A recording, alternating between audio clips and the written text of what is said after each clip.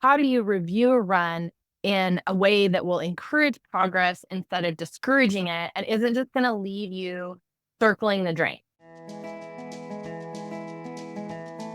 Welcome to the Resilient Rainer, the premier podcast focused on mental performance for equestrians and improved horse show performance. Whether you're a rookie reiner or a seasoned competitor, this show is for riders who want to take their skills to the next level and achieve their full potential in the show ring.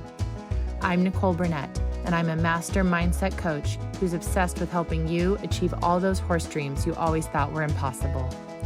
Join me each week to develop a show-ready mindset and gain the competitive edge you need to compete with confidence.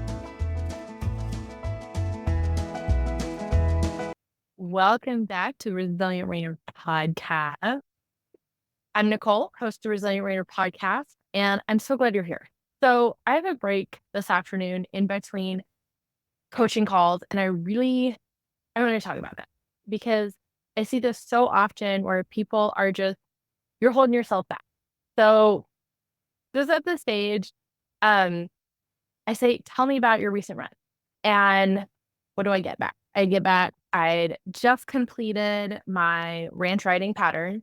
And as I dismount, I couldn't shake the feeling that I could have done better. And I missed the first lope overs by an inch. And I just kept replaying that scene over and over in my mind. I couldn't stop thinking about it. And so then by the time I'm back with the trailer, I'm questioning my abilities as a rider altogether. I'm thinking, maybe I'm not cut out for this. And all I can see are all the mistakes that we made. And so to me, it was so obvious that what had started out as, a well-intentioned review for her ride had just absolutely morphed into this crippling cycle of self-criticism. And it just completely overshadowed her passion for riding and any ability to see any positives from a ride. So we went back through her run and went through it again, but this time really focused on being more neutral. And so what would that look like? So you can still state the fact of, I missed the first lope overs by an inch. That's just a neutral fact. It is what it is. So if you add on it, then that's where you can start to get into trouble. And instead of dwelling on the fact that you missed the lope overs, we just stop that thought. Literally, I can gesture. So I do this personally. I say, stop, just even though you're talking to yourself, you say stop.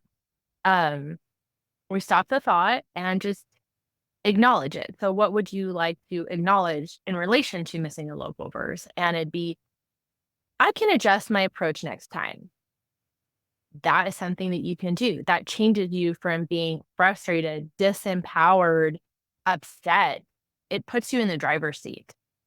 And that's a constructive reflection that left her feeling empowered, right?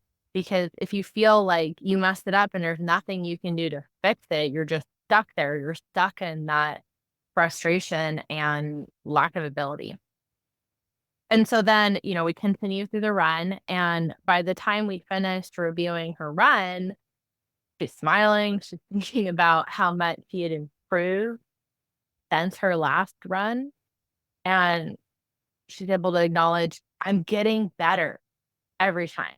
And my lope to extended jog, that was really nice.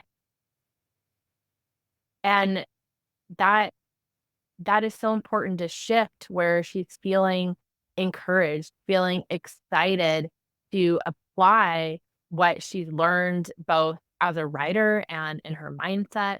And the review, it had shifted and turned from where she first started out of being this crippling cycle of self-criticism into a positive affirmation of her progress and potential. And I noticed this just over and over when I review runs with folks, that the most common thing is to not acknowledge what went well, but to focus on what went wrong. And what's wrong with that? You ask, like, shouldn't you be focused on what needs improvement.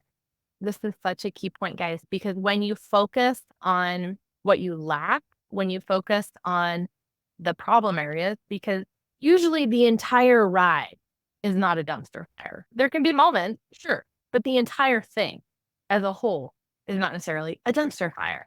And when you focus on what you lack, most folks, they fall into a negative downward spiral of self-doubt and self-criticism.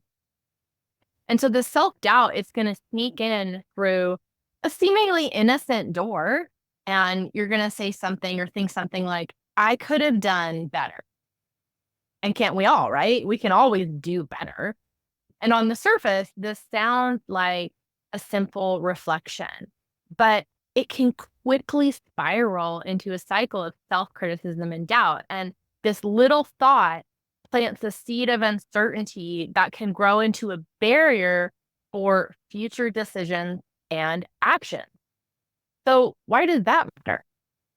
I'm sure you remember being a kid, but I see this as all the time. I have 3 kids and see it in their friends. And it's a really common thing to not try, to not put forth any action, to not take any effort, because trying isn't always cool in our society. And if you don't try, then if you fail, well, it wasn't like you really cared or it wasn't like you really tried anyway. It's a self-protection. So, for my kids, right? If you didn't study for that test and you did poorly, well, who cares? And so as parents and teachers, we have to actively guide these youngsters to focus on effort over outcome as the best way to actually achieve success. And it's the same way for us as horse riders, right?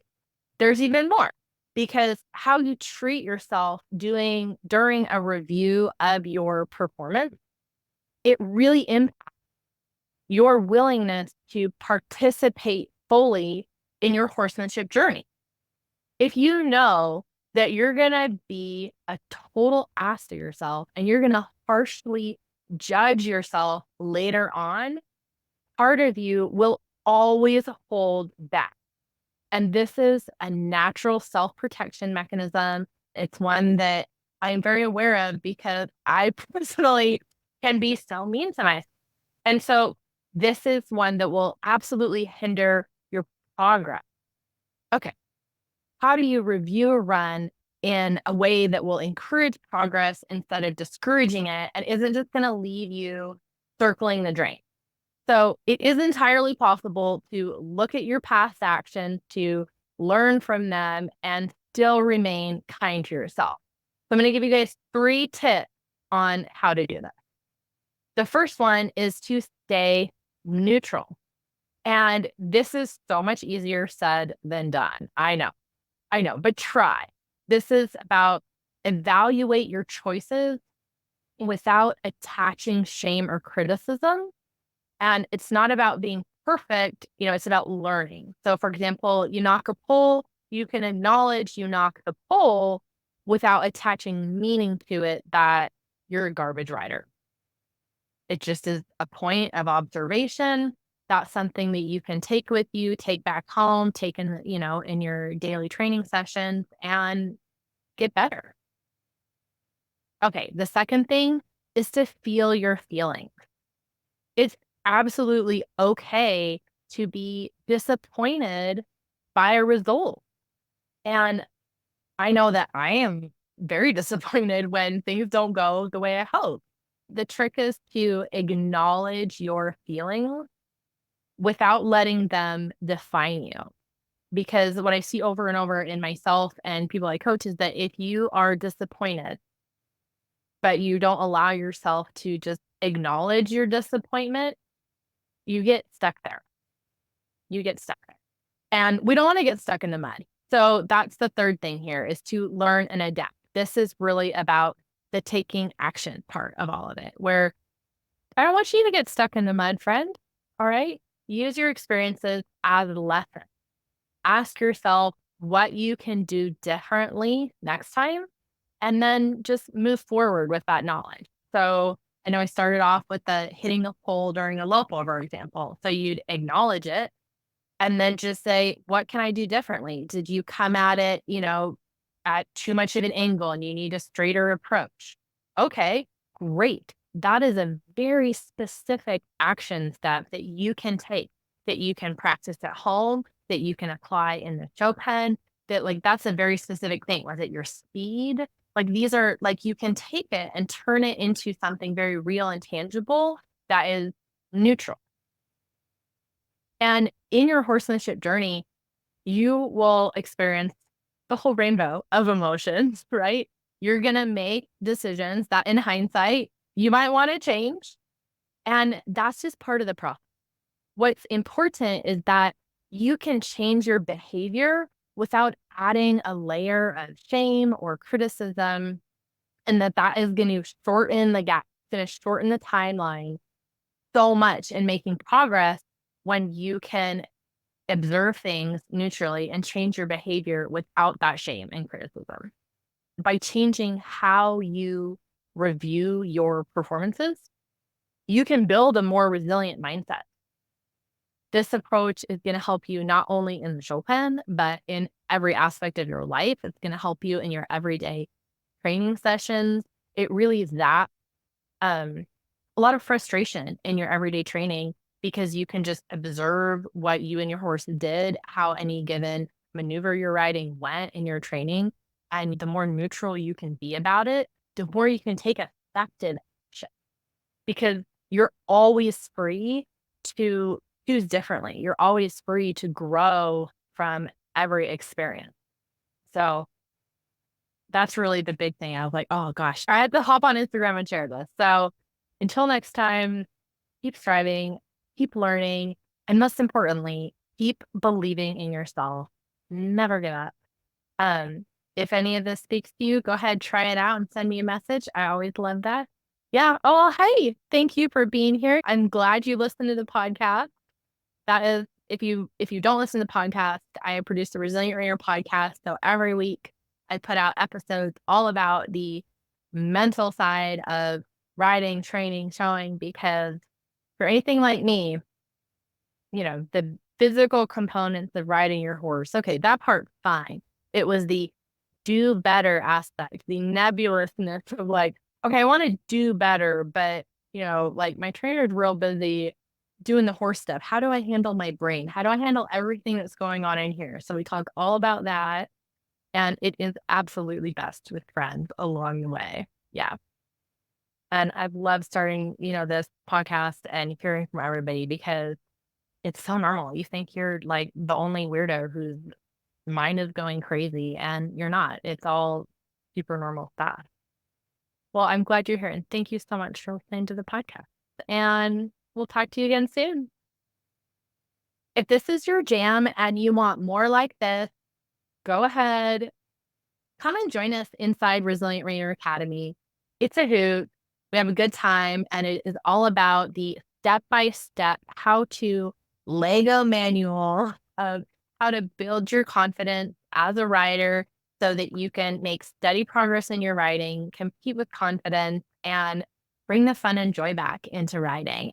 So come on and join us in Resilient Rainer Academy. I have a money-back guarantee because I absolutely know that this will positively work for you and your horse. Come on and join us. Until next time, friends.